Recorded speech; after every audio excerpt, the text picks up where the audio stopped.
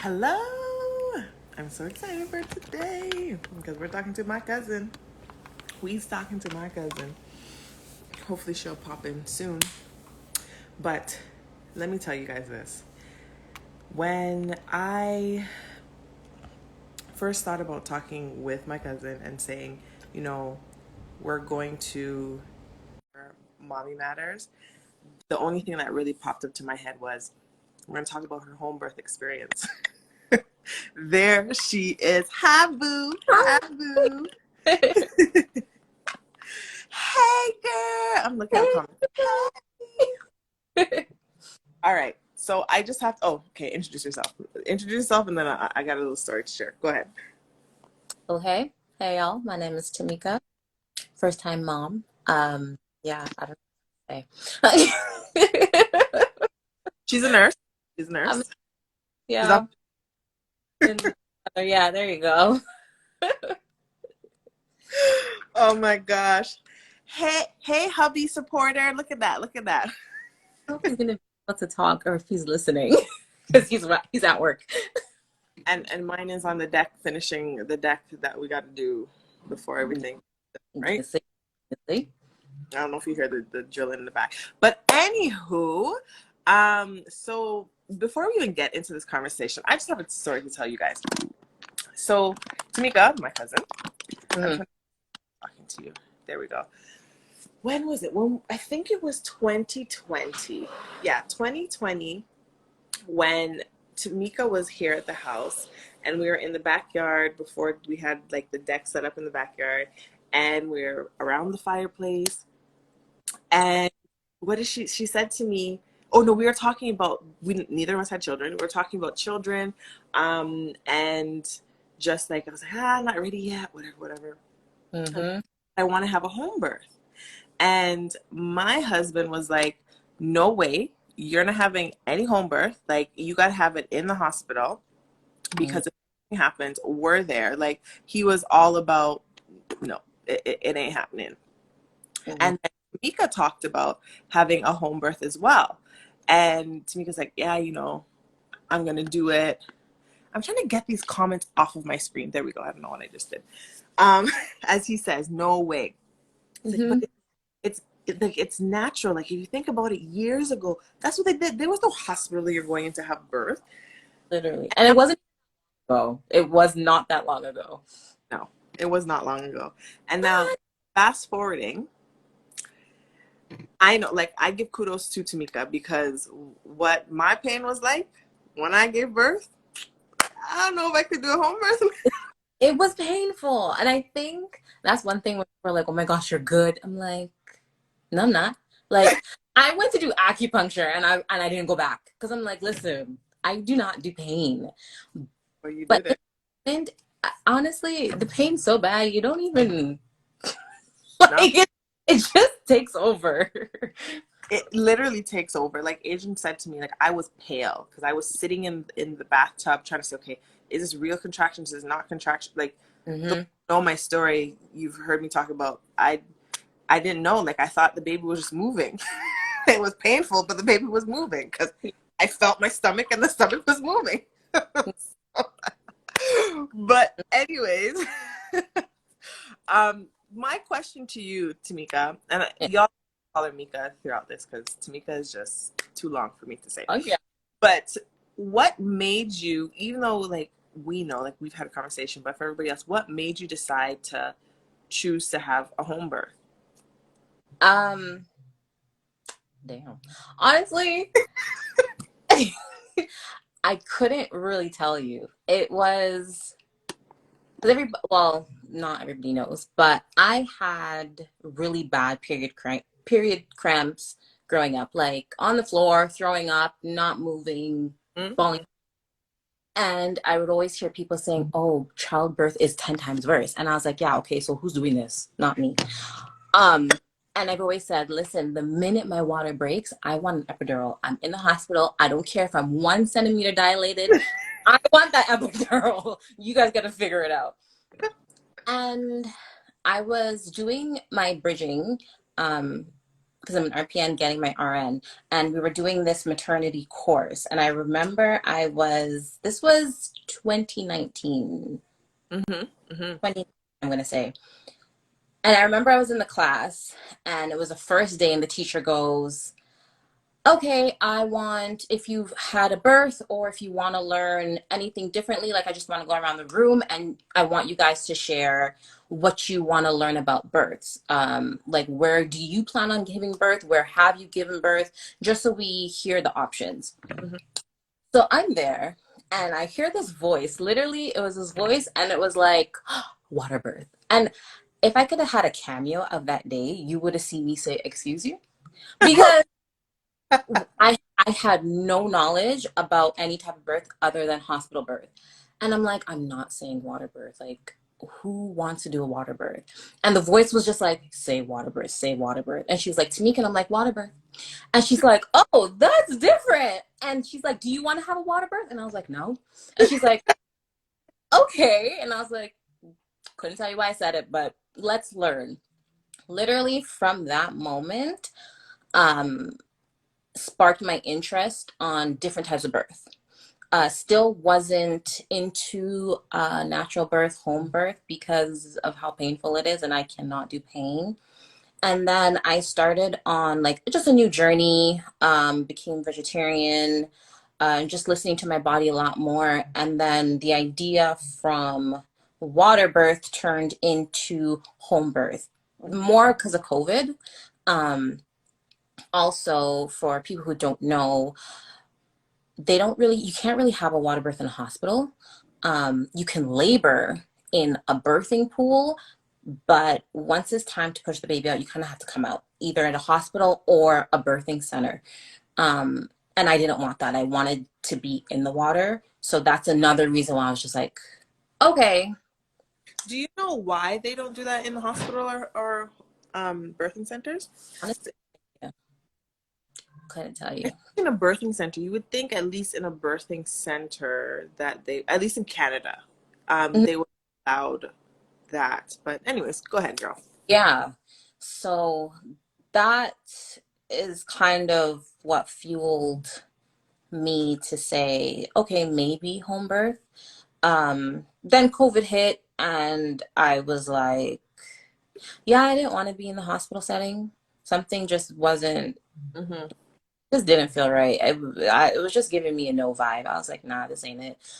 Um, and so obviously, once I found out I was pregnant, that started like literally this whole, like throughout my entire pregnancy, people don't understand. Like, when I say the mental work to prepare for that day, that took 9 months. Like, it wasn't okay, we're gonna have a home ten, birth ten, baby. Like, 10, no.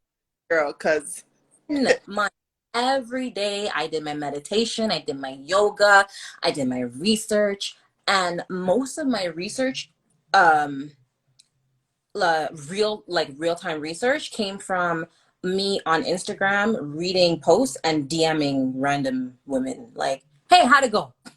What'd you share with me, because everybody who I know had a hospital birth with an epidural.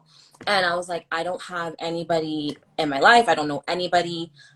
Even on YouTube, I tried to stay away from YouTube videos. And there was one particular YouTube video that I seen um, that I was like, okay, I don't know if I want to do this, but it looks doable. mm-hmm, mm-hmm, Um, mm-hmm. but like when I say months, it was like, And I I had. because even just like birth itself, if I talk about my experience of preparing for birth itself, 10 months to say, how the heck am I going to do this? Like, how am I going to push a whole baby out of my vagina? Like, how is Man, that? And I knew I was getting the epidural, so I can just imagine knowing that you're not getting no payment, and we both had the same kind of period cramps. We yeah. know, throwing up on the floor in the bathroom, Hmm. can't move, pale as ever. So Hmm. knowing that we have to mentally prepare for 10 times worse than that, and now you're doing it naturally. Because I remember when, even though we had the conversation about what I wanted, I was Hmm. always kudos to you, Tamika. Like, I'm so proud of you. I know the strain that it comes with it, but the fact that you are sticking, mind you, I know that there may have been times like, I don't know if I can do this, but you Yeah. stuck through. You did it. Like, Yeah. Yeah. you, It was a lot mentally because there was moments where I tried to convince myself to have birth in a hospital. And once I felt like I was doing that, I was like, okay, what are you doing? This is not happening. Like, it didn't make any sense. It didn't feel right spiritually. I was just like, I thinking about the hospital gave me more anxiety, which is yeah. interesting now because it's like people look at me and they're like, oh my gosh, you're so good. And I hope you don't take any offense to this, but like I look at women who give birth in a hospital, I'm like, oh my God, you're good. Because it's it's different. Especially during COVID. It's Especially different. during, yeah. And I'm Mm-mm. like, I could have never, like, uh-uh. Mm, mm-mm. No, sorry. But like I And I think, and that's, and I'm glad you said that because it it opens up a lot of women's eyes to see that there's, first of all, there's not just one way to give birth. And if we go back in history, there was no doctor there while you're giving birth. It was a, no. what we call, right, Mm-hmm.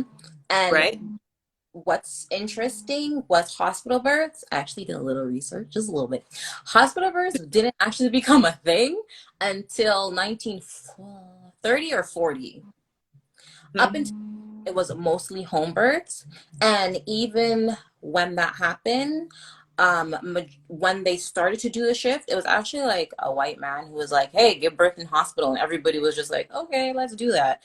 And then it was majority white people. 10 years after, then obviously colored people started giving births in hospital, which would have been either 40 or 50, 1940 or 50. So it's not that long ago. It's And not. even like when I was very quiet about having a home birth because the few people that I did tell, the energy that I got from them was not something that I wanted to experience.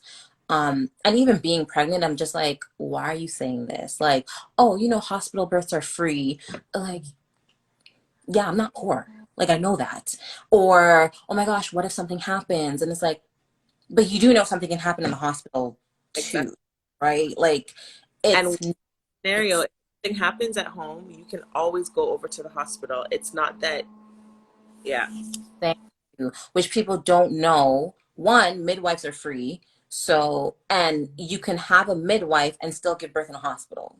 Mm-hmm. I am a big advocate for midwives because first time for your first time pregnancy, just having the ability to email or call 24/7 for anything gave me peace. Because I'm like, I don't think you can do that with an OB.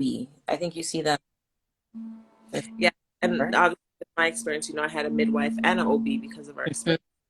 And yes, my experience with an OB, I think, is a little bit different than a typical, like if you had an OB for your entire pregnancy. Yeah. Because I was seeing my OB like 2 to 3 times a week because of all the conditions with Aiden. So I was able to ask those questions. But the difference was I had to, even if I knew my appointment would be in 2 days, I still had to wait to go and ask her those questions. Hmm. Same time, even though my care was transferred over from the midwife to the OB, my midwives were still there and accessible for me. So Hmm. I was able to still email them. And like you said, they're more accessible. You email them, you have a question, you don't have to wait. You can pick up the Exactly. phone, call them and say, hey, I have this issue, I'm experiencing this thing. Hmm. What's going, and they do the exact same thing as an OB. But for me and my experience, you're not a number. They know you. They know your name. Yeah. They treat you like your family, like Uh, different, very very, and it com- gives you peace for pregnancy. yeah. Like any little thing I was experiencing, it was like, I don't know, what is this? I don't want to Google. Just call my midwives. And they would tell me if I need to go into the clinic, because the midwives have clinics, I would go. Or, yeah, either I would go or through email or phone, but like 100% accessible. So, Yeah. yeah, I urge people, first time pregnancy, get a midwife because it's your first time. You don't know what's going on. And it just gives you that peace of mind to say, okay, I have a professional here that I can get a hold of Yeah, anytime. and not As your a team. first pregnancy.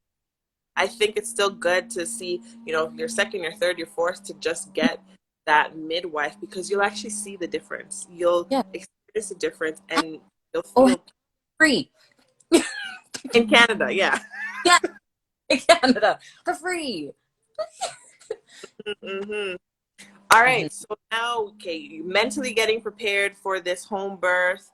You're at this point where, like, okay, I am a couple weeks away. First of all, before we even get there, I have to put this out here.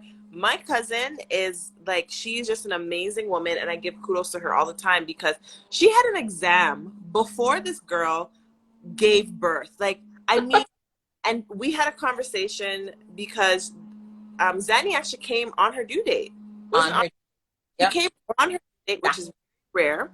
And Very rare. talking because she's like, Tenn-Lai, I have this exam, and I think it was a week before or like a couple days before you were supposed to give birth. She's like, should I do it? Should I not do it? Like, what if she comes? And like, we talked to Zanny, said, okay, you got to stay and wait for mommy to do this exam. Now Yeah. you tell. I'm not even gonna tell the story. You tell them when the exam happened, how, like, your thought process, please, because only you. Oh. Okay. Let's start. Okay, so Zanny came on her due date, which was a Saturday. Mhm.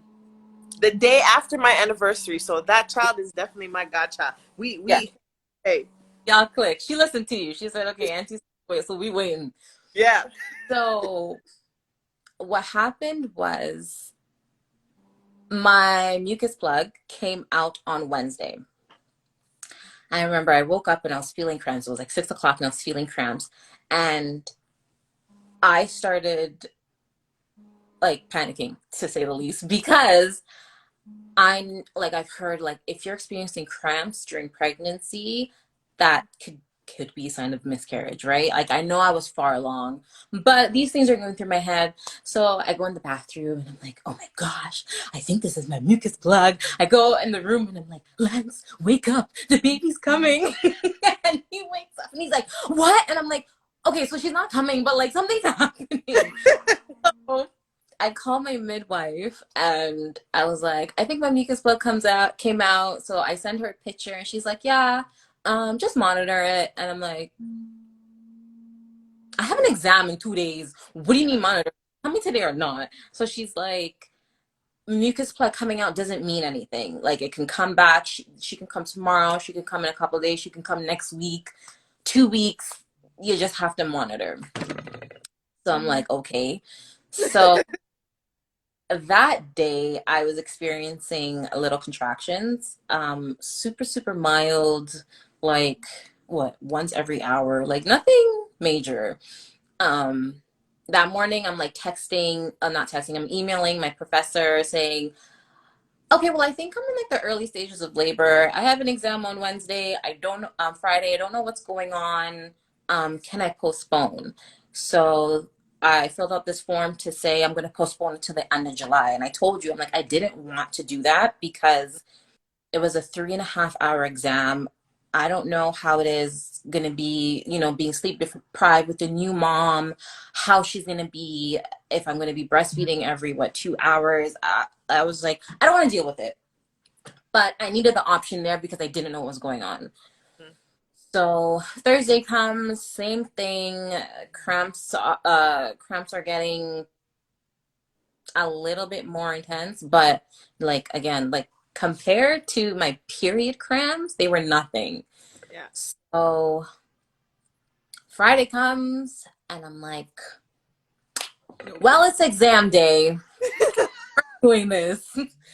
And Friday my contractions were actually like they were there. Cause I don't know if I've told you. I think I like kind of mellowed down the story of me doing my exam. I was dying. What? It was 1 p.m. and I'm at the computer and they're watching you. Well, they're recording you. So Mm-hmm. anytime move from the screen, um, there's a message that comes up that says, please sit back in the center of the screen. So I'm Yeah. doing and I'm like, oh no, oh no, contraction. And you just see the message, and I'm like, I'm sorry, contraction. Okay, and we're back. And I'm like, hey, question number 34. Da da da da da. Oh, Hear you? Can they hear you? Contraction? yeah. Well, I was talking through the contraction, so they knew that I wasn't cheating because I was. So they knew you were in labor. Well, I'm pretty sure that they probably assumed hearing you. Yeah, like yeah, exactly. So I was talking through it, so they knew I'm not cheating. I'm having contractions, and then I come back and I'm like, okay, we're good. And I continue. I'm like, okay, it's coming, it's coming, it's coming. Okay, Oh my! contract. Okay, and we're back. And I just keep literally 3.5 hours. Oh my God! I did not know this. Yeah. And then I got it done because I was like, the last thing I need is to sit through this 3 hour exam. And because there was so many disruptions, they're thinking, oh, she's cheating or something. And then they void my exam. Yeah. So, like, listen, we're doing this. And Zanaya, you're going to wait until Mama finishes her exam. So I finished the exam. And literally, it was like as soon as my exam finished, the contractions got like a lot more intense. They were still maybe about 20 minutes apart at that time. And believe it or not, I still didn't know what was going on. Like, Because I remember Lance was trying to tell you to call the midwife, and you're like, "No, she's not ready." I'm like, "What do you mean?" yeah, like no. And the reason why, like I'll get into further when I did call the midwives, but the reason why I waited so long was because I didn't want them to come and check me and to hear that I'm only like 2 or 3 centimeters dilated. Like that would crush me because the pain was getting there. Yeah. So I was just like, just wait. I'm only at the time I was still only 20, like the contractions were only like 20 minutes apart. So I was like, okay, it's obviously not time. Some of them were intense and then some of them weren't. It was like back and forth, but I was just like, just thug it out, Tamika. You got this. She's not coming. So that happened. That was like 6 o'clock up until midnight. Midnight I couldn't really take it. I was just like, okay, I'm uncomfortable. Um, It's I time. need to do something. And I'm like, I'm still not calling the midwives. So midnight comes, and then like the whole evening, night, Lance was beside me. We're on the couch. Um, I had set up my place to prepare. So the bed was out. The pool wasn't ready. Um, I had my diffuser going with my essential oils. The lights were off since Wednesday when I my mucus plug came out and I was feeling mild contractions. The lights had been off in the house Okay. because um, darkness promotes oxytocin, which helps with your contractions. Which is another reason why I didn't want to go into the hospital because it's too bright. Um, and I don't want to get into it, but I don't understand how you know how the body works, but yet you're doing the complete opposite. Anyways, so my house was completely dark. I had like, lights and whatever. My diffuser light was on. So Lance is sitting next to me. He's rubbing my back, and I'm like, okay, I want to take a bath. So at this time, I still didn't know my water broke. To me, my water did not break. So I went in the bath, Oh, and sorry. you didn't know that your water broke? I to this day I still don't know when. I I didn't know when. Did you not feel any liquid? No. No. And I was waiting. I was waiting for that moment to be like, oh, my water broke. I never got that. I Oh think it man. I think there was a time where it broke. I honestly can't remember because there was a period I'm like, oh, I feel like a little extra wet, but Discharge, like nothing it different than could a have urine. been charge. Also, because my mucus plug came out and I was feeling mild contractions in my head, I had anxiety like, oh, is it the amniotic fluid that's leaking? Is she okay? Yep, yep, yep. All these things I wasn't too sure. So I'm like, is it fluid or is it my water breaking? Like, I couldn't tell. Um, Yeah. but yeah, back to midnight. So I'm in the bath. I stayed in the bath for an hour. I come out 1 a.m. It was like bam. Like I'm on the couch and I'm like, pass me that bucket, I'm gonna throw up. I threw Ooh. up and it was like, yeah, like I didn't know what to do. Then that's when the contractions were coming and it wasn't what I expected. And I remember asking people, like, how does it feel? Because I want to prepare, like, mentally for this pain. But it was like literally from like my boob down was like numb. Like, it was like this numbing I'm pain. not, man. Like, And you're like, it's, mm, and it feels like you can't, like you don't want to breathe because of how, but you have to breathe in order for you to get through the contraction. It's a very hard um thing to explain. Like you can't explain how it feels. You just feel it. yeah. And it's like, okay, like, I was expecting, like my stomach to be like, contracting like muscle, but it wasn't. It was like, I don't know, it was intense. And I'm not a screamer, I'm not a yeller, so I was like a hummer. I was like a Hmm. and then And because I think I learned that from the program that I sent you. What was the program called? Um, uh, experience without pain or some stupidness. Yeah. Mm-mm. painless, almost painless, something. And I will Yeah. say, like, the one thing, I know I cut you off, but the one thing that they did say, which I thought helped me, even though I didn't have a home birth, or natural birth, the one thing they said to me that helped, and mom, if there's any moms on here that are currently listening or will listen to this replay after, is Mm-hmm. they said, if you think of a block of ice, so if you take a block of ice and put it in your hand and you hold it for a minute, that pain that you feel in your hand, it's not the pain that you feel as a contraction, but they're comparing it to, okay, that's how you feel as a contraction. But if you do it a second time and you think about um like you being on a beach, or you think about a place that you really enjoy, or your favorite food, or something that's desirable, while you're holding that ice, because your mind is somewhere else that's pleasing, your attention and that pain that you felt the first time with that ice is not the same. So they kind of give you that idea of when you are going through contractions, when you're feeling that, put yourself in that position, but also either hum or you have to breathe. You Yeah. have to find a way to relax, because first of all, relaxing allows the baby to come down easier, because when you tense, you're pretty much tensing your vagina, your body's tensing, and it's harder for baby to come down. So yes, the contraction's happening, but that's the one thing, like when I was going to the hospital, yeah, I'm holding on to, the top of the car, and you're breathing, and it was like, hmm. Mm-hmm.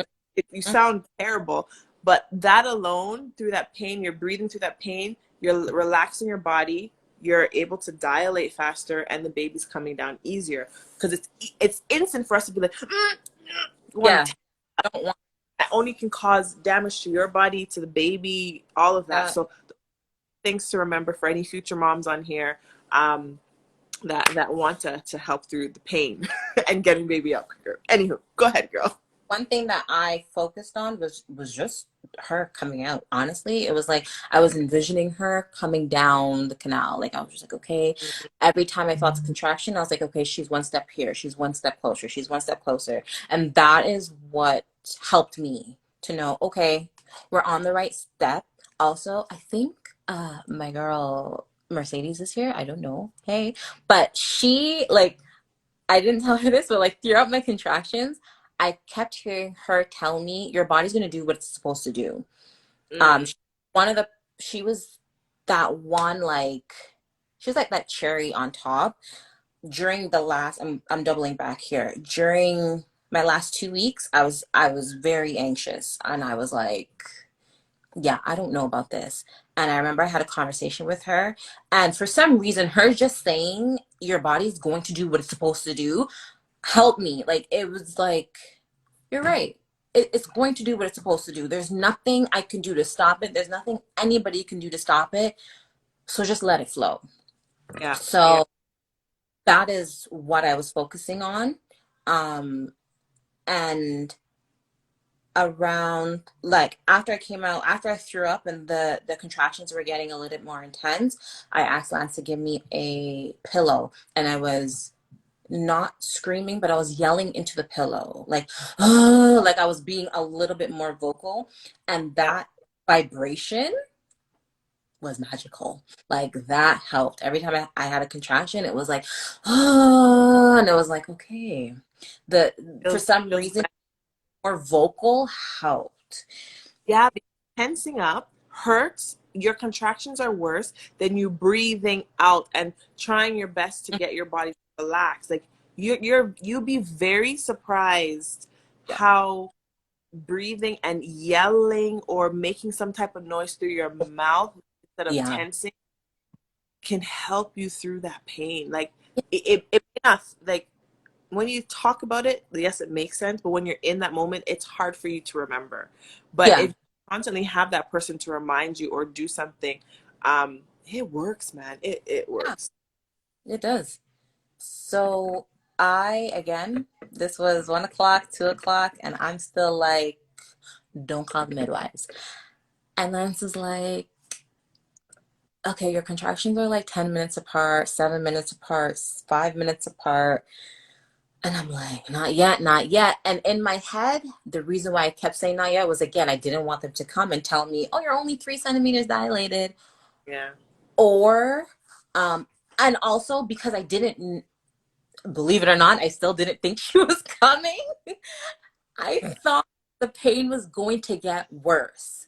I'm Yeah. like, this is painful, but I'm like, I You're was still expecting worse. So I'm like, yeah, no, you're expecting you're gonna die. That's like pain you're experiencing. you're not calling nobody because listen, I'm I don't not have time for the disappointment. It's 3 o'clock, 3:30. My contractions are 2 minutes apart. Lance is looking at me like, what are we doing? Like, you're not calling. He's like, I'm calling the midwives right now. He ends up calling good. as like I don't remember that conversation, but I think they were asking him how far apart are the contractions. He's like 3 minutes, and they're like, oh, we're coming now. As he gets off the phone, I'm like, I have to push. I'm like, I have to poo.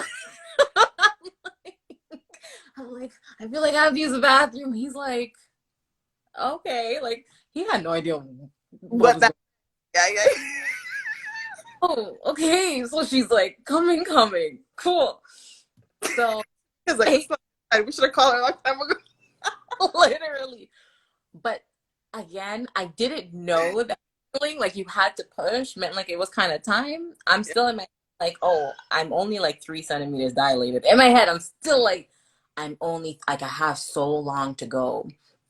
So Tamika, then why did you like what made you so caught up on 3 centimeters dilated when your contractions are getting closer and closer? Like and you're longer, right? So I'm like, I don't know because that was always my fear of being like stuck at a and like the baby's not coming. So how long did it take for them to get there? an hour. Lord have mercy. Yeah, because he got off the Yeah. phone 4:45 and they got here at 4:45. And So you felt like you wanted to push when he got off the phone. Like yeah, like it you wasn't an urge. It wasn't like I needed to push, but it like you know you that felt like okay, I feel like I'm gonna have to push soon. Like mm-hmm. It's okay. I did a little bit, but like not too much because I didn't want her to come. But yeah, at Yes, that and when time, you're in labor, nothing makes sense. Her brain is just not functioning. it Exactly. was Sense. not No, fun. The bed was down, and was the pool even ready at that time? During that time, Lance had to like blow up the pool because the pool wasn't even ready. And Mm-hmm. once this guy blew up this whole pool with his mouth, God bless him. I'm like, I'm not getting in that. I couldn't move. He's like, we're not filling the pool. I'm like, I'm sorry, I can't move. I was already on the bed. I'm like, listen, I'm not moving through these contractions. So the midwives ended up coming. It's 4:45, 5 o'clock. She's like, okay, let me check you. And I'm like, it's not ready. I'm not ready. So she checked. No, she asked me, she's like, when did your water break? And I'm like, I don't know. I don't think it did. I have no recollection. And she's like, okay, let me check. So she checked and she's like, oh, so your water broke. I was like, oh, yay. And she's like, and you're 9 centimeters dilated. And I was like, oh, yay. I'm like, that means she's coming. And she's like, Tamieka, you're doing amazing. And I was like, okay, good. That means we only have 1 more centimeter to go to do this. Because Oh my gosh. it was a lot. So after, I said, "Yay!" yeah, literally, that was my words. Like, I remember I was hunched over on Lance and I was like, yay. I was just so happy. Oh my Um, god. because I'm like, damn, that was like in my head, I was like, damn, that was quick. And damn, you But did your. Look at that. Mm. like, yeah, I was like, good thing I didn't call because I could not hear anything less than 9. Because that was just like, oh, okay, we're at the finish line. We just gotta push. Oh So god. I was just like, okay, yeah, like I feel like I need to push. And she's like, okay. So they were setting up their stuff. And during this time, I For you, had, question, because I feel like this is something that hit me, and I never thought about it until after I gave birth. But you know how for like the 10 months you're there and you're questioning and you're worrying about giving birth, what it's going to be like, all of that. When you're actually going through labor, mhm. did you ever think about how this is going to go, or were you just like, however, like my body's going through what it's, because I don't think, for me, when I started experiencing labor, like intense, like in the tub, and we're driving to the hospital, all the worries that I had about giving birth somehow just disappeared, because I think I was just so focused on the fact of I got to get through this next contraction that I Yeah, didn't think of what's going to happen when I give birth. I didn't think of the doctor coming in and checking me. Like no, I didn't have time to think about that. no, none of it. It was just like one contraction went, and in my head, I was like, shoot, another one's coming. Oh, God. Like, that was it. Like, I was like, shoot, okay, Tamika, get your breath because another one's coming. That was that's all I was thinking about was the contraction. And every time I found myself focusing on the contraction, I had to bring myself back to kind of think about like I try to be as present as possible. I try to, like I said, envision the baby coming down. I try to be as calm, but like those contractions were kicking. Yeah, Kicking. yeah, yeah, yeah. Yeah. Um so yeah, it took them about an hour to set up. And this is So another wait, reason. it took get there and an hour to set up. Yeah. Jeez. Well, okay. So, okay, when you get a midwife, depending on, I don't know if it's everywhere, but they usually come in groups of 3, right? Because I had a student, there was technically 4. So one of the midwives and a student were at the house. And then when it was time to push, um, they called another one. So I had 3 bodies in the house, but Yeah. 2 like licensed Middle. midwives. Yeah, So yeah. when 2 came, because it was a student and one of the midwives, um, the student was checking me. And I have to say, I've never been so irritated. Like, I, Oh, like, she did was check my blood pressure and then listen for the baby. So again, what people don't know when you have I don't know how it was in the hospital, but I'm pretty sure it's the same. They check your temperature to make sure, not your temperature, your blood pressure to make sure you're okay, and then they're monitoring the baby. Yeah, I depending on how they monitor might be different, but yeah. with Like we had the had stomach, they had the whatever that band thing on my stomach to monitor the baby heart, all of that. Yeah. so at home, because they don't have that machine, they just had the like the little Doppler to count Hmm. the heart, and that's how they're monitoring. Okay, is she in distress or not? Yeah. So yeah, like it wasn't like 1840s where like you kind of just wing it. Like they had their protocol, they know what they're doing. Um, but even just to take my blood pressure, I was like, can you come off of me? Like, do you not see I'm in pain? And I can count, she probably did that within the hour. I'm going to say 4 times. Oh God. Like every 20 minutes Each then. time, yeah, I was like, get off of me. Like, I wasn't rude about it, but I was like, I look at her and I'm like, I'm fine. Do you mind? Like, and looking back, it's just like, I don't know how you guys, like, again, I don't know how women do that in the hospital because you're not touching me. Like, I was just, Remember, I don't think did they I think I don't remember them taking my blood pressure that often in 1 hour. I don't remember that happening. okay. Yeah. Yeah. It was, yeah. I was like, Yeah. I'm good. The baby's good. She just needs to come out now. I know. So so now it's, yeah, let's say they got their 4 to 5, 5 o'clock. It's 6 o'clock. And I specifically remember it was 6:05. And I'm like, okay, I need to push. And she was like, no, not yet. And I was like, hey, screw you, I'm pushing. Because I said I need to push. Like, again, ladies, listen to your body because your body does not lie. I'm telling you that I need to push and you're telling me no. So I start pushing and she's like, oh, you need to push. And I'm like, I just said that. So I start pushing. Um, and that ring of fire is real. Can we just take a moment to talk about that? Because nobody talked about that.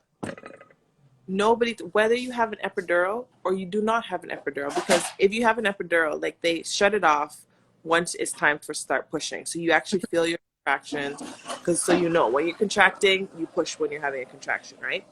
And contracting when it's time to push it's not the same as contracting No, it's not the before. same. It's not You, this. It's, you feel the wave, you know, when you feel it's like tingling. You're like, okay, here it comes. All right, I'm gonna push. it's like literally at like I said, 6 o'clock. It was like somebody shut off the pain machine, and I'm like, oh okay. Well, I just feel the urge to push. It's Yeah, no longer the painful contractions. It's like you just feel something, but it's not the intensity of what you have been feeling for the however long you were laboring for. no, literally like oh, it's just you just feel like A rise of something coming. take a you need to do like literally like it's just like you need to use the bathroom. It's like oh, I just need to push. So yeah, but that ring of fire Yeah. And is it's how it was explained. Like I heard ring of fire or whatever. But while I was pushing, I remember the nurse said something. Okay, you're gonna feel a burning sensation now. Like, what do you mean a burning sensation? And when I'm like, oh, that burning sensation. no, Okay. it was hot. Like I was like, can somebody get the ice because this is hot. It was hot. It was not nice. So did Lance watch Zaddy come out? Did he Oh watch yeah, it? I saw her. Yeah, yeah, He would have experience as Adrian. Mm-hmm. yeah. Whew, He, I'm trying to. he Whew. I'm like, don't look. I'm like, don't look. That's nasty. It's like he's like, I want to catch her. I'm like, okay, you're weird. But so yeah, like I remember there was a point where they're like, oh, like so her head got like stuck mid contraction. Like I was trying not to make that happen because then she's just sitting there with like Yeah. half and it's just burning and it's like I wanted to push, but that's how you would tear, like pushing Yeah. when you're not push. So I was just like, great, I'm sitting here with this like half head out, my vagina, and they're like, oh, do you want to feel her head? she has so much hair. And I was like, ew. Can we just get her out first? Let's just get Yeah, her out. I was like, hair. She has hair. For some reason, I pictured a bald baby. I didn't think she would Hey, have hair. mine was. Yeah, I don't know why, but she had hair. So, um, I pushed for she was born 6:22. So a little over 50, what, 15, 6, 17 minutes. Um, They're 1 minute apart because I was 16 minutes and you were 17 minutes. Yeah. and yeah, she kind of just let out. And then Lance caught her, and I was like, "Oh, we're done. No tearing. Um, Amazing. yeah, no, So did nothing." they, I know a lot of things, or a lot of things. A common practice that I've heard, like other nurses, somebody that we know in common, that she was telling me about, like, is a good thing is to do the massage. You're going through. Yeah. So did you do any of that? Did you get anybody to do that for you? Yeah, I didn't. I didn't do that either. That's why I'm like, I tore. You I didn't. want to, and I knew that, and I was just like, "Oh, but I kind of just massaged it the old good old way, which is how Mm-hmm. how she got here in the first place." So yeah, that helped. Fair. Fair. Yeah. Oh man, but just no. Okay, so now that you were home. You were you in the bed? You said, or you were in the living room? Yeah. We In were in that. the Am I? we set up the living room, so we had her in the living room. Mm-hmm. Um, the placenta actually was not did not come out as easy as I Mm-hmm. thought it would come out, which was another thing. Usually they say like, oh, once you give birth, the placenta just slides right out. So a couple things that were different from the way I envisioned having a home birth was I like obviously I wanted a water birth. And everything that I envisioned happened exactly how. So like it's weird. Like where in my head, like I wanted Lance, he was there, how everything went so like fluid and like easy happened, um except my position, how I wanted to give birth wasn't the position. How I gave birth was not the position that I wanted to give birth in. So because How did how did I wanted to be squatting or I wanted to be on all fours, but okay. because when I got on the bed I ended up like flopping on my side, and that's just how I stayed throughout my contractions because I just couldn't move. Then when You it was gave time, birth at no, that's how I oh, was contracting. Then when it was oh, time to give birth, I ended up going on my back, like the typical position, which I mean, it is what it is. Like I just couldn't move. I was so yeah. exhausted. And I'm like, well, I'm in this position. This is just how she's gonna come. So that's how she came out, and that's why another reason why I feel like maybe if I was on all fours or if I was squatting the way I wanted to, she probably would have came out easier. But Yeah. she came out and I didn't tear, so all is well.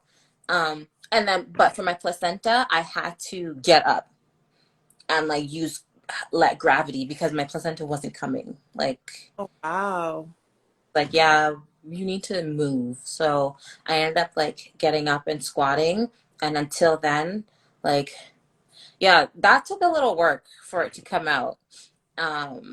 But then it came out, and Good. Were you worried at the time knowing that it hadn't come out yet?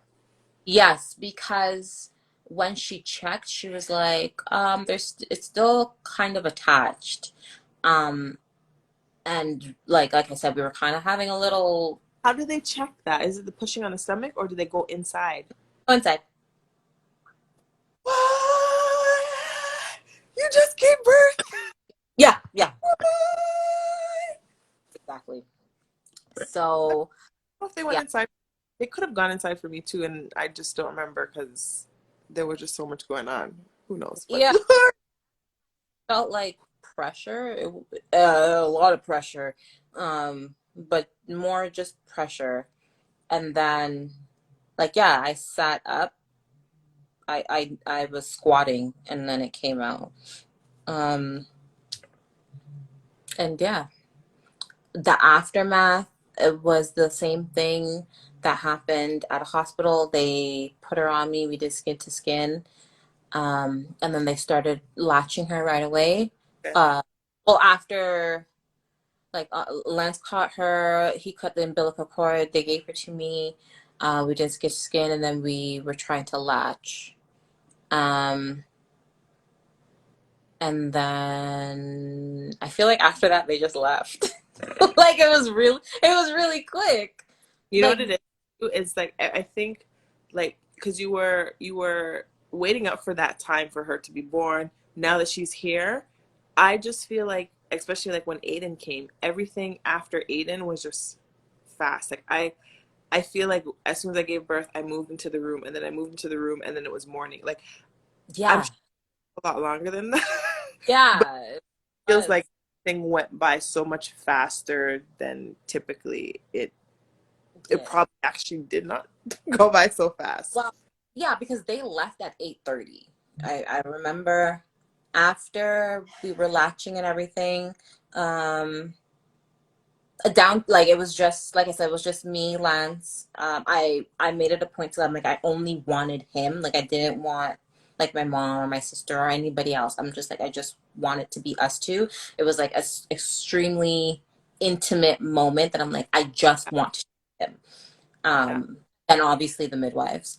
So after she came, he had her, and then they brought me to the bathroom to void, and I wasn't voiding. Like I was just like I just don't feel like it, and they're like, okay, well you have to void today. If you void in the next 4 hours, like they weren't gonna wait for me to pee.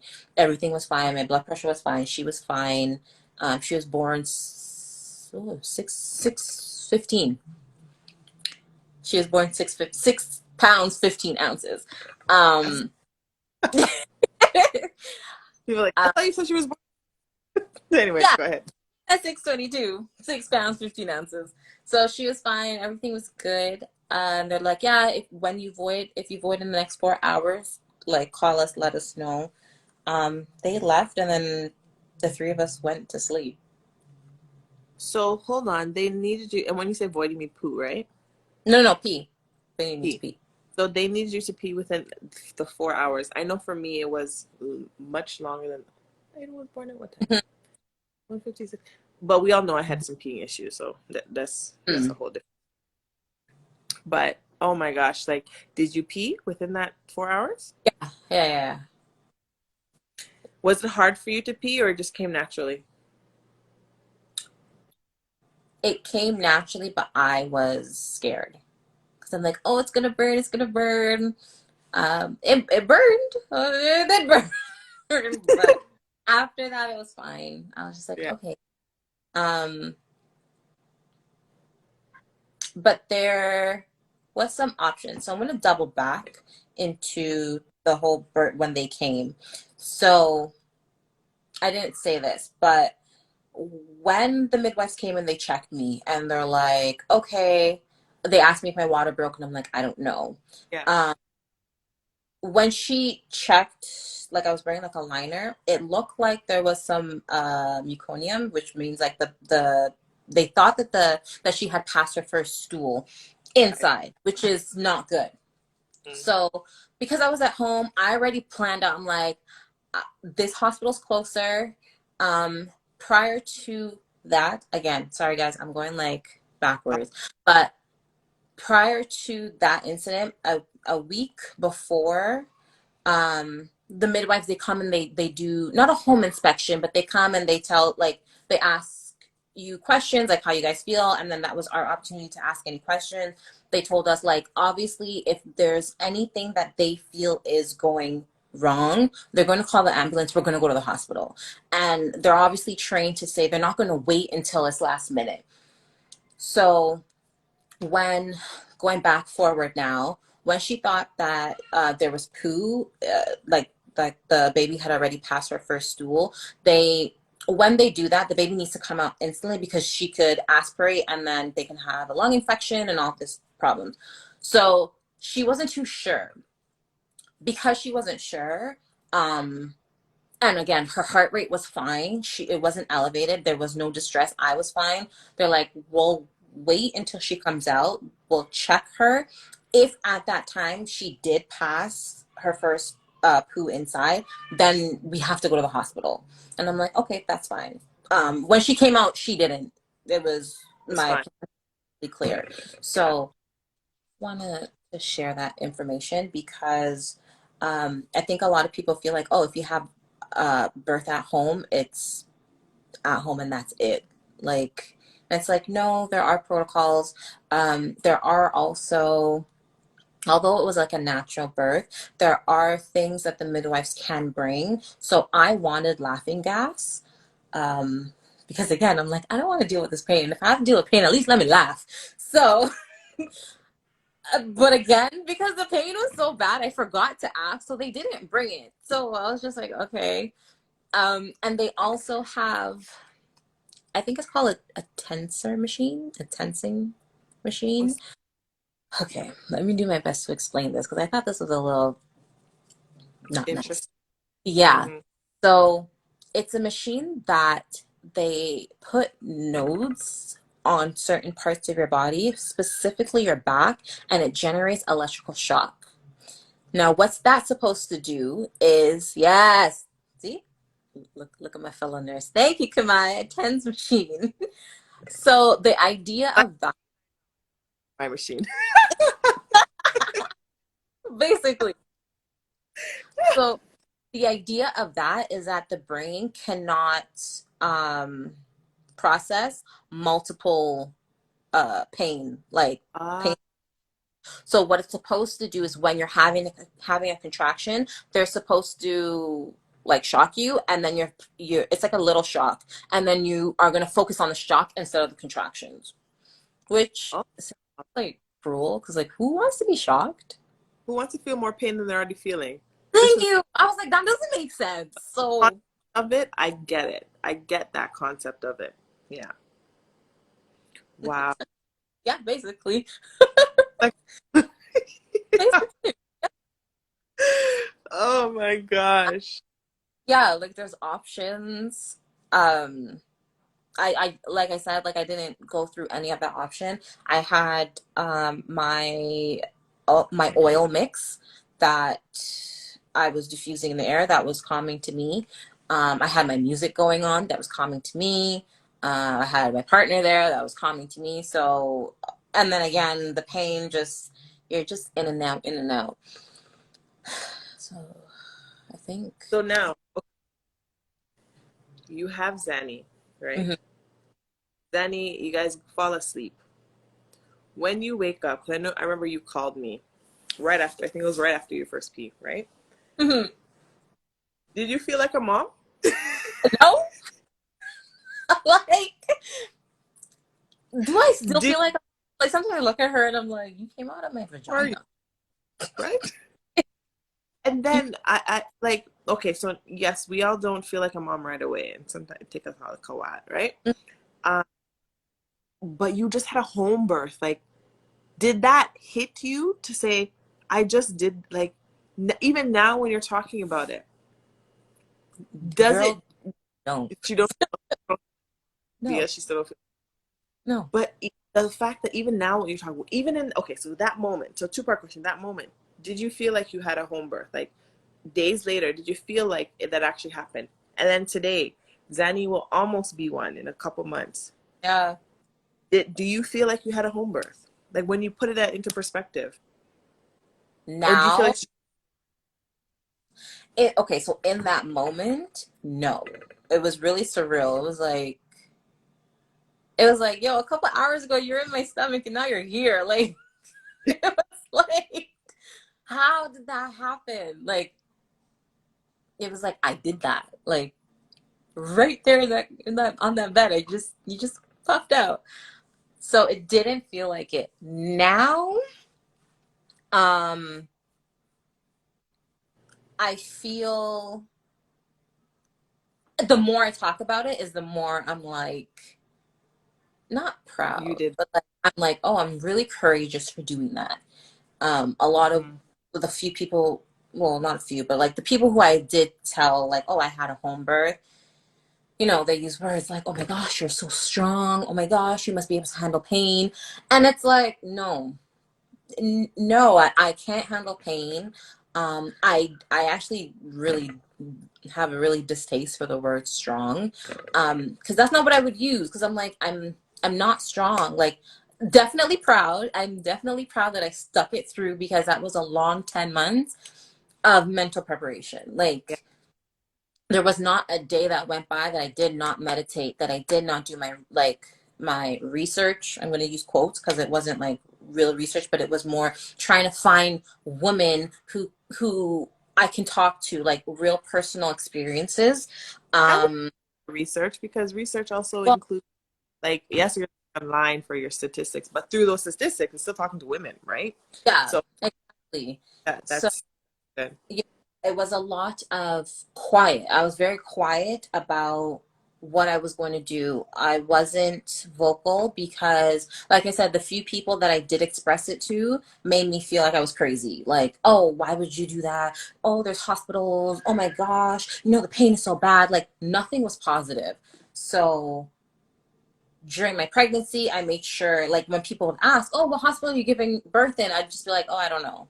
Because You don't want to hear it. Yeah. I want to hear it.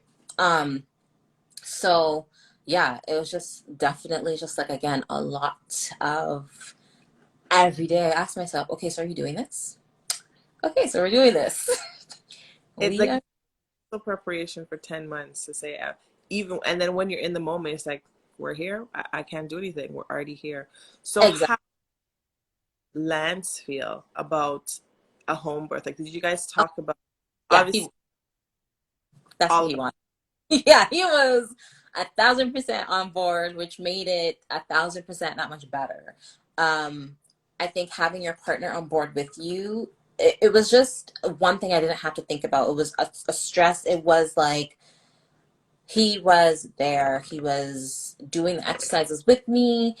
Um, you know, made sure he would do the hour and a half walks with me.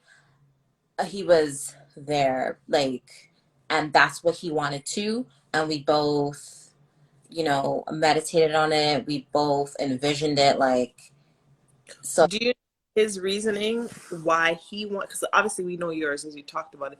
Do you know his reasoning why he wanted a home birth? yeah. His, yeah. It's more similar to me, um, minus COVID. He just didn't want me to be in that hospital setting. He felt like in a hospital setting, you as a man are not seen, or Black you're man. not heard, seen. Like you have no say. They look at you like you're not even like a parent. Like you're just there. Whereas in your own home, you're like, you're in my home. This Yeah, and I is think my we can just child. not partner, but as a black partner, Yeah. it's very different within the hospital setting. So being able to have, and like I love that even you and I have talked about it, the fact that having a home birth with your partner, you guys are in control. Like Yeah. you dictate what you want, how you want it, what you're Mhm. feeling, where like in the hospital setting, um, it's harder because first of all, like for me, it was me and Adrian and I were in the room together. I would say I think our experience was a little bit different than the typical experience first because Aiden's health condition, so we were constantly watching for his health conditions Right. and gave birth in a children's hospital. And like we 100% it was the an amazing experience. Like he was treated as a person, like Yeah. they was very involved. I know a lot of women when it comes to the epidural, because I think we've talked about this a lot with an epidural, the partner, your birthing partner, I think Dia mentioned that too. The birthing partner is not allowed in the room when they're giving the epidural. But Yeah. in my case, Adrian was in the room with me, and he acted like because you have to bend over, crouch over for them to put it in Yeah. your back. He held my hand and he held me while I got the epidural, and they encouraged him to be there with me while I was getting it. So I think my experience was very, very different where he was there, but majority of experience having your birthing partner there with you is they're nobody. And that's Um, because I don't know if people know, but it's because they've had just too many incidents of the partner or the person fainting and then having to take the care from the mother to attend to them. So mm, that I learned when my sister was giving birth. At the time, I was a nursing student, and they had asked me to leave the room, and I was like, "Oh, I'm a nursing student. Can I please see?" And they're like, "No." And then the anesthesiologist came in, and I'm like, "Hey, I'm a nursing student. Can I see?" And he's like, "Yeah, sure." So that was different. And then he explained to me, like, that's why they don't, because it's just too much. yeah. Yeah. I now that as you mentioned that, I wonder if it's because I can't remember if Adrian had this conversation with them, but Adrian was always like he wants to see what's going on. He wants to cut the umbilical cord, like he wanted to videotape, like he was all in. And I think that I don't know if he's on right now.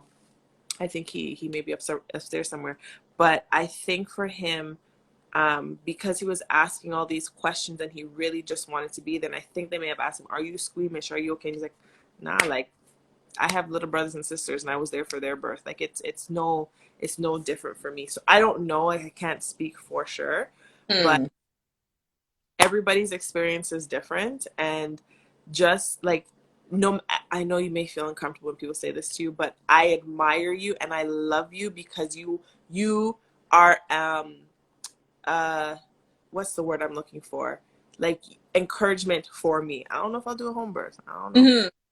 Hmm. But looking at what you went through, the pain is not easy, but you were able to deal with the pain, as hard as that is, and Yeah. give birth. You had a plan of what you wanted, and you were able to stick with that plan. Now with me saying that, women, whether you're on here or listening later, Hmm. even though you have a plan, sometimes that plan doesn't always turn out the way that you want it to.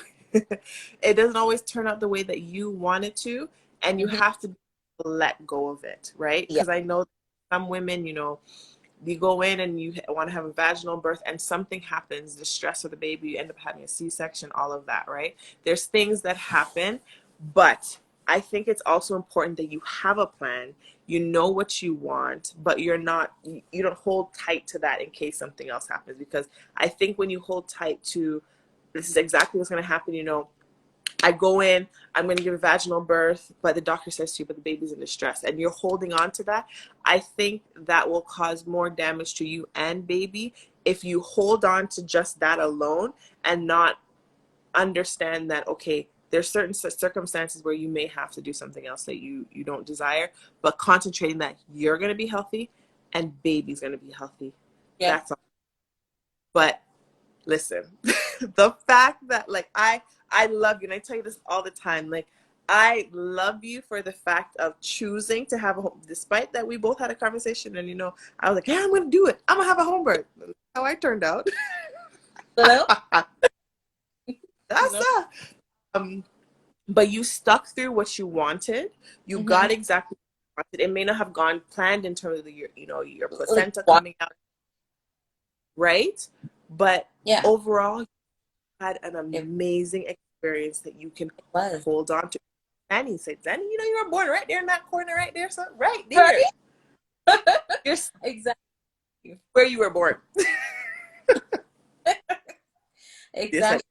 And it's like this experience, um, I don't know if well, yeah, I am an advocate for home births, but more importantly, I'm an advocate for midwives. Like I said, even if you if you want to have an epidural, even if you or you want to give birth at a hospital, birthing center, home, like get you a midwife. Like said, just if get I could deal with all that stuff, I would be a midwife, but that ain't yeah. my calling. And interesting enough, I felt like this experience made me look at like, okay, maybe I should go into midwifery, or maybe not so much midwifery, just because, yeah, that's another story for another day. But I was also thinking maybe doula, just to be that support for women during that time, because so vulnerable. And I think having somebody who's been there and who kind of knows exactly what you're going through helps a lot. You know, Mm-hmm. I actually want to double back on what you said about letting go and understanding that not everything goes to plan 100%. At the same time, um, like listen to your intuition. Listen to your intuition because I think it was 3 weeks before Zanny was born. I remember I told you I had an incident where they wanted to induce me. And I was like, yeah, no. I told them straight up, no, we're not, Coming down. no. And they're looking at me like, yeah, no, you need to be scheduled for an induction. And I said, no. If my child is in danger, then you're gonna do a C-section because I didn't feel like she was in danger. Um, I felt fine. You guys did the stress test. She was fine. I didn't feel like there was any need for me to be induced. Yeah. And after I said that, I remember she was standing the entire day. She was standing. As soon as I said, yeah, no, we're going to have a C-section, she sat down. She was like, yeah, we don't do elective C-sections in Canada. And I'm like, well, then I guess I'm leaving the hospital pregnant because I'm not being induced. Yeah. Um, just to find out that the technician, so I'm actually going to, quick story. Yeah. Yeah. No reason. Fine. What happened was I went in for an ultrasound. I was 37 weeks. I went in for an ultrasound, and the entire duration of my pregnancy, I went to the same place, and I always had the same lady. That day, I had a different lady, and something was telling me, come back. Like, don't do it. But then at the same time, I'm like, no, Tamieka, I'm pretty sure she's professional. Obviously, she must know what she's doing. So then she did the ultrasound and I asked her, is everything okay? And she's like, yeah, the baby's a little small. And I'm like, small? You've never before. Now all of a sudden you're getting. So she's like, yeah, you'll get the reports from like your doctor or whoever. So the midwives call me Saturday morning and they're like, hey, we got your results back. The baby had dropped from like 50 something percentile all the way down to like 17, which means from the four in between the 4 weeks, my last ultrasound was 4 weeks ago, the baby had not grown.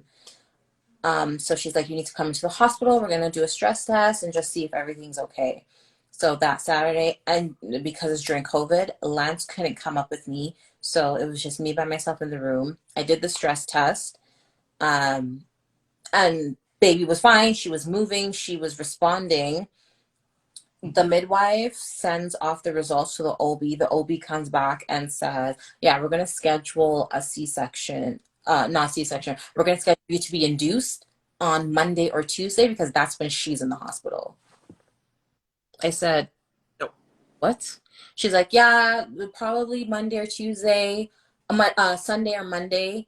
Um, and then we're going to do another ultrasound. This time I'm like freaking out. Lance is not with me. At the time, nothing was set. I didn't have anything set. I had just had my baby shower the week before, so everything was like still packed. I'm like, Yep. I'm not for this. So we do the ultrasound. We're waiting for the results. And that's when I tell her, I was like, you know what? If my baby's in distress, if she's not growing and it's paramount for her to be out, let's have a C-section. If she's in danger, I didn't see the need to be induced and then to put more stress on her and my body just to end up having a C-section anyways. So that's when she said, like, no, they don't do elective C-sections in Canada. Um, if the woman can give birth vaginally, that's what they're going to do until they see it's not working, and then they'll do the C-section. And I was like, yeah, no, I'm not doing that. So like, yeah, I basically like just packed up my stuff and I was like ready to leave. And then she came back with the results and she's like, oh, your baby's normal. And I was like, yeah. And that's the thing is that you put, and that's the one thing that I don't like is that they put you through stress, which is stressing the baby, because like we know that ultrasounds they're not always 100%. There Mm, things will show on there, and I think that's why you have to be cautious in you see something on it, like think about it. You saw something on ultrasound the first time. All right, can we do another ultrasound in a couple of weeks to verify that it's still there? Or depending how far along it is, a week or a couple of days to see if it's still there before we jump to any conclusions, because now you've given this patient the worst case scenario rather than getting all of the information that you need. You saw the stress test was fine. Okay, because normally if something's wrong with the baby, from my understanding, it shows in the ultrasound and then the stress test will show that something is wrong. But Yeah. one is not with the other. So why are you jumping there already? And what was more annoying was I never met that OB. She was in the hospital and she was talking to my midwife and my midwife was talking to me. So, and it was just like you're not coming to talk to me directly, one. Two, you want to schedule me to be induced because it fits in your schedule. Yeah, that doesn't fit in mine. Yeah, And my measurements were good. Like you said, the stress test was good. I didn't feel like she was in danger, and I'm like, she's in me. Me and her right now are one. So, you know, you have a right. You're looking for her. yeah, like I would know if something is wrong.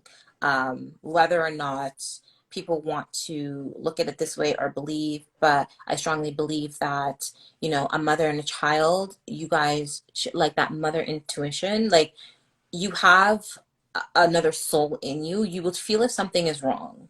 Your intuition is like hardly ever wrong, right? And it was like she was fine. She was moving. Um, every time we did yoga in the morning, at the end of my yoga, she would move, and she always did that. She did that morning. She did the day Yeah, before. It was just like there was no indication for me to feel like, oh, something's off. And then here you are, you don't even know what I look like. You just have my name or my number or whatever. And you're telling me that I need to be induced tomorrow because you're here. yeah. A number. Like I said, you're a number. That's the sad part about it. Yeah. So midwives, get yourself a midwife, sis. Get yourself a midwife. They are free. In Canada. Yeah. You Canada, sorry. Oh gosh, oh gosh. So if hey, not that I'm recruiting, but if you want a free midwife, Hmm. migrate to Canada. But Tamika, this was a great conversation. Like Right. there's so much to unpack in this. And like before we jumped on here, guys, the one thing I said to Tamika is that I want to just have a girl chat. Like I don't want it to be, sitting down like I've been doing with a lot of other things. But it was nice to just have this conversation. Some of the stuff I knew before, but sharing her story and just not only just advocating as for midwives, but just hearing her story of having a home birth, because a lot of us shy away from having it because of our concerns and thinking it's the norm to have a baby in a hospital, which it's not. Like, if you really look at the research, um, it's only recent that people have started doing this, right? Yeah. And majority of the numbers do not represent colored people. They don't. So when they say, um, I actually did I read a few articles and they were saying that, maternal deaths decrease after they transition into hospitals in the 1940s. And I'm like, yeah, but the 1940s was only white people. Hmm. And if that's the case, then why do women of color, why is the maternal death still like 10 times Yeah, higher in 2022? If yeah. it's that. That's what I think a lot of people don't realize. It's the death associated to Black babies. Whether you know somebody that's had a child that has lost or you don't, right? The maternal death for Black children are extremely high because, first of all, and mothers, there's lots of mothers who are dying in childbirth Yep. because the care that Black women get in hospitals, I'm not saying everywhere, it's not the same as white people. It's like that's just it. Colored people in general, it's not the same. It's not the No. same, and there's a lot of assumptions that are associated. There's a friend of mine. I may reach out to her and see if she wants to do a live with me too.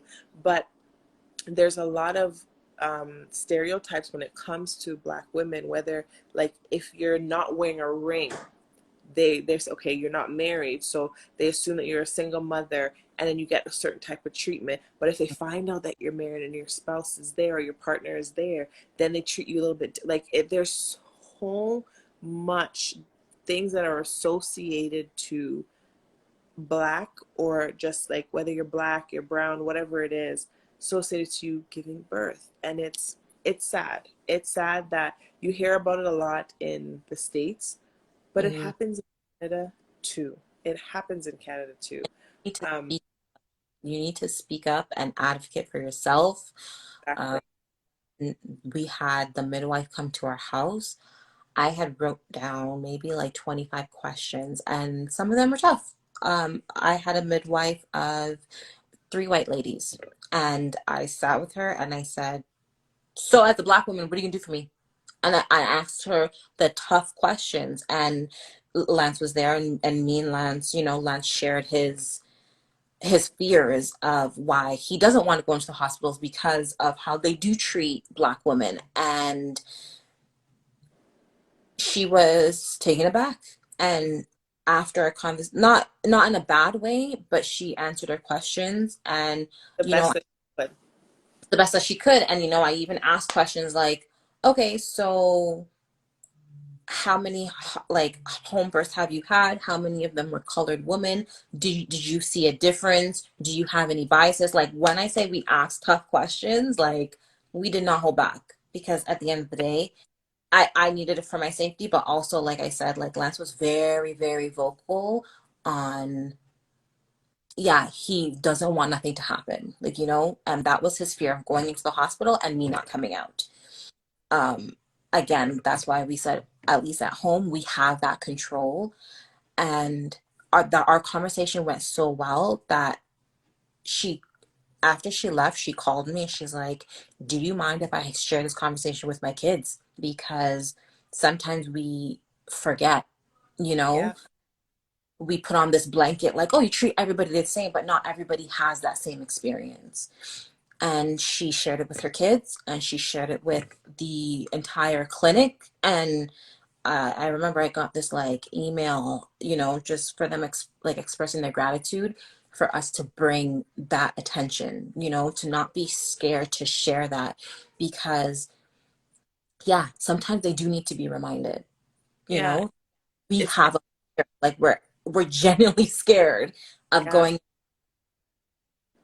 yeah. It's definitely education for them too. Like I live in an area where it's more white people than Black people, right? Like that's like our whole midwife. They're walking distance from us. Mhm. It's right. But the one thing that I will say is one of our midwives are so amazing, so amazing.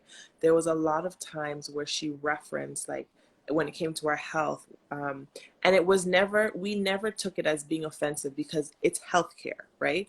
So Right. she'll like, typically in like Black people, you find like sickle cell, or you find this, or you find that. So she was very vocal about those things.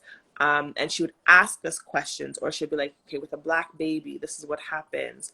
Um, That's good. and it was just knowing the community that we're in there. I don't even, I've never asked if they've had more than one like Black person, or we your first. I never asked that because of our initial conversation, our intake. For them to say, okay, we're going to stay with you or not, our intake was just her talking about Black babies and Black families. And that made Mm. me, I've Adrian actually. Um, Adrian, can you hear me?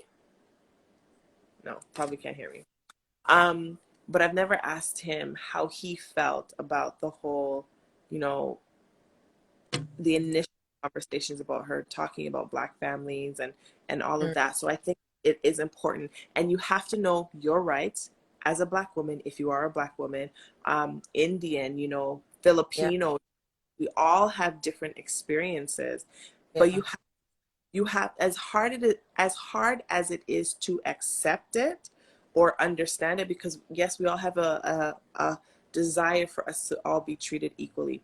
It Mm, doesn't, that's the reality of it. It doesn't happen. So you have to understand, as you know, if you have a friend that, if you're Asian and you have a friend that's Asian, whether that's Indian or Chinese or Vietnamese, whatever Asian it is, ask your friend, your friends, how their experience was. So you have an idea. It doesn't mean it's going to be yours, but you yeah, have an idea of, okay, this is how they are being treated in the hospital. How do I set myself up and let my OB or my midwife know, this is my understanding. I don't want to be treated this way, so I'm going to ask you the difficult questions that may make you feel uncomfortable. But it's not about you. It's about me and my baby. yeah, And I think that draw the line and allowing people to stop being so fearful of what they are going to think of us by asking these difficult questions, where you got to make sure you put yourself in that position to say, it's not about you feeling awkward. It's about me knowing that I'm going to be alive at the end of this and my baby's going to be alive. mm, Right. So it's hard. It's a difficult conversation. It's difficult to even think about, but your safety and your livelihood and you coming out okay at the end of, like, mind you, you may have different experiences in terms of what happens. yeah. Knowing is very important. Knowing your rights, knowing what you can do. It's one thing to just be pregnant. Understand the process of being pregnant, your trimesters, but understand the health care that we have within the country that you're living. We're talking about just Canada here, but if you're in Australia, because I know I have a lot of Australian followers, if you're in Australia, you're in the States, you're in Africa, wherever you are, know your rights in terms of your pregnancy, because a lot of times things can be avoided if you know. Take the time to do your research.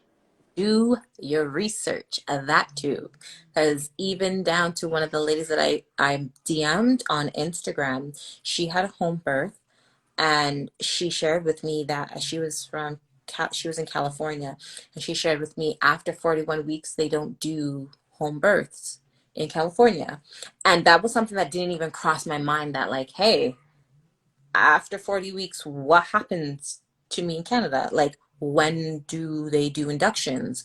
Um, some I've heard some people say like, oh, they'll be induced 40 weeks, 41 weeks. Technically, I think if I'm not mistaken, you can go up to 42, 43 weeks pregnant, but they don't do that here. So it's like, you need to, again, know your rights, advocate for yourself, do your research, because unfortunately, not everything that they tell you is correct. Not everything that they tell you for your benefit. Sometimes it's just for their convenience, right? And So, I'm that because I don't live in the States, so don't shoot me, okay, guys. But from what I heard is that a lot of doctors, when it comes to pregnancies, is they schedule a lot of C-sections, even though they don't need to be C-sections, because first they get more money. money, exactly. Not in Canada, because we don't have that, but in the States, it's, you got to know, if you like, why are you saying that I need a C-section? What's happening to the baby? Why you're saying that I need a C-section, and advocate for yourself, because you don't. C-section is a major surgery, guys. It It's is. major. It So is. just because you hear it happening, that, oh, it's just natural. No, there's so many things that you can do to avoid having a C-section. Mind you, there's some women that distress, whatever happens, it has to happen. I get it. But especially in the States, understanding that it is a money making business. If you Mhm. have a vaginal birth, do your research and see and ask them if they're recommending certain things, if they're recommending certain medications, if they're saying you got to take this or you got to do this. Ask. Like, one of the big, I know this is a good conversation, it's going longer than these conversations normally do, but like, one of the biggest things for me, and I don't know if a lot of mom knows, I don't know the technical terms for it, but they give the baby like a vitamin K shot after birth, and then they have the whole eye drop thing in their eyes and whatever. And we asked, because we said, what is this for? Why do we need it? Why do you need to do that? And the whole eye drop thing, right? That. The whole eye drop was like, oh, because if the baby's coming through the birth canal and there's some type of, STI or some type of infection, Mm-hmm. whatever. Mm-hmm. And they're Then they like, have, well, I don't have an SCI, so what are you giving them? you don't have if you have one partner, you're not sleeping around with different people, whether you are that's up to you. But knowing that you do not have something, because it's standard for your baby to get these eye drops and to get these vitamin K shots, and I can't even remember what else there is. It's Yeah. standard. But we asked Hmm? what the baby's gonna get, whatever, whatever, whatever. And the good thing with our He midwife did is the shots or the eye drops? Sorry, that was that, interesting. Kamai, he didn't get it. Oh, the eye drops. Okay. yeah, same thing with us. We didn't do the eye drops. And for us, it was understanding that, I don't know if you can hear me because it seems like you're frozen, but I'm gonna still talk. Hopefully you're hearing what I'm saying. Um, but for the eye drops, it was, we're not sure if everything is okay. Like, if we don't need it, then what's the problem with it? Oh, did I lose her? I think I lost her. Let's see if I can get her back in. Let's see if I can get her back in. Yeah. There. Yeah. So with the eye drops, like, I don't have an STI. Why do I got to do it? And the good thing with our midwife is she asked us, are you okay with this? Where there's a lot of people who just say what it is or don't even tell you and your baby ends up getting it. Yeah. Why does my baby need something when I don't have something? Why are you giving it doesn't, and you have to know. You can't just say the doctors are telling you that your baby needs this and you just do it. Like, for No. me, I know one of the biggest issues that I had, is that I have a rare blood type, and Mm-hmm. they can see, like, when I had to get I can't remember the terminology. Adrian explains it a lot better, but it wouldn't affect Aiden, but it would affect my next child, right? Yeah. And so I get a shot so my blood doesn't eat off some type of red blood cells or whatever, whatever. And then when I found out that he was born, I didn't have to get that additional shot because I'm a negative and he was negative and we were fine. Yeah. So that was good. But if he was a positive, then I have to get a shot, and then with the next baby would have to be the same thing and all. But I had to learn and educate myself on that in order to protect my child going forward. But if I didn't do my research, if I didn't know anything about that, where would I be? Just saying, oh yeah, because you said to do it, I'm just going to do it. No, you have to know for yourself what these doctors are talking about. You have to know Yeah. to, is this necessary or is it not necessary? Why did this start? Where did this come from? What are the effects? What are the risks? Is it a risk I'm willing to take? Is it a risk I'm not willing to take? Right? So Yep. they're like, this conversation can go on for days. That was literally all Lance. Like, as much as I'm in that, like, that profession and I know these things, like you said to me, it's kind of like, okay, these are standard. I don't know how I feel about it. And he was just like, yeah, no, it's not needed. And I'm like, sure, whatever. Like, you need to know, ask, and make sure you know what's happening. But yeah. Yeah, and that you have a, it's not just your decision, but having an active partner who is involved in understanding to say, okay, for me, yeah, I'm doing my own research, but he's doing his own research too. You Mm, can find something I don't see, and I can find exactly. something and then it's a conversation. Yes. Yeah. Yeah, but Definitely. Tamika, we are over an hour and a half. Yeah. I'm still up. No, I don't know what she's doing up there. She's still up. Oh my Past goodness. time. And I put mine down early tonight. Like, I saw 5:50. I said, all right, time to start getting you ready for bed. And normally you guys start 10 minutes early. Woohoo. Normally we start getting ready for bed at 6 o'clock. Between 6:30 and 7 o'clock, he's out. I think he's out same time. So, but anywho, girl, thank you so much for this. This was like really, really great conversation. Thank I you. And I think we should have some more mommy conversations. But I'd like to do them like face to face, like together. That would be really, really good to be in the same kind of space and do that. I have some ideas for some mom stuff that I'll probably share later on. You and I will Yeah. connect. Even like more, honestly, I'm all here for the more like the postpartum conversations because that's a whole nother world that people don't talk about. And it's Yeah. all like, oh yeah, you'll just know. Oh yeah, you'll just be fine. I'm 10 months in and I don't know. Like, And people who are like 7 years old, 10 years old, and I mean, they're children and still don't know. no. So But I, yeah, that from the postpartum, because I know I've experienced that. So that would be a good conversation. But yeah, I'm gonna let these go because we've had an hour and a half of their time. I took an hour and a half of your time, yeah, and it is close to. So yeah.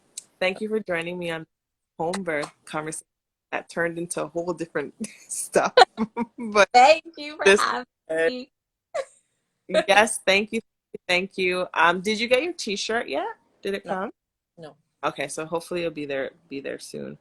And I'm just gonna throw this out there. If there's any other moms on here, or listening later, I am taking some, I don't like to use the word applications because it's not application.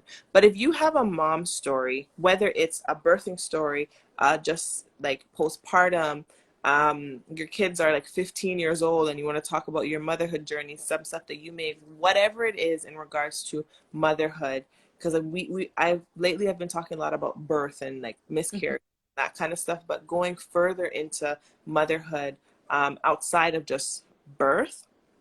If you have anything that you want to share, other than you, I got a lot, okay? I know you do. We'll be talking some more. But if you have any stories you want to share to help moms, reach out to me and we'll get connected and get a scheduled monthly mommy matters live with you, because I'd love to get stories out there to help other moms, because this is what it's all about, helping other moms know that they're not on this journey alone, and some of the embarrassing things that people are shy to talk about or think it's just them. It's not just them. I'm gonna just throw this out there. So I learned, and this is a no judgment zone, ladies. I Mhm.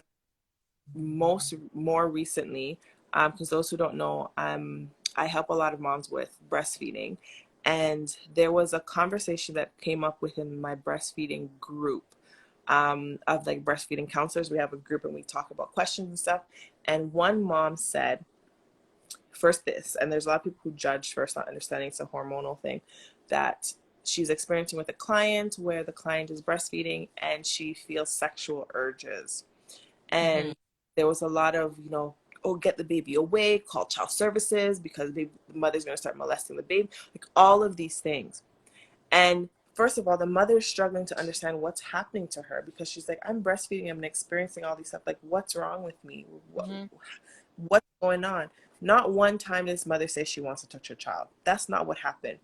But through research and understanding that your hormones, like if before having a baby, if you were somebody who got stimulated by your, or got sexually aroused by your breast being stimulated, think about what's happening when you're breastfeeding. You're just coming into this, your hormones are all over the place, and now you're experiencing sexual urges. Your Yeah. body needs time to adjust to what's happening. So, Yeah. like, those are things that people don't talk about because they're embarrassed to talk about it. And this Yeah. is what this channel does.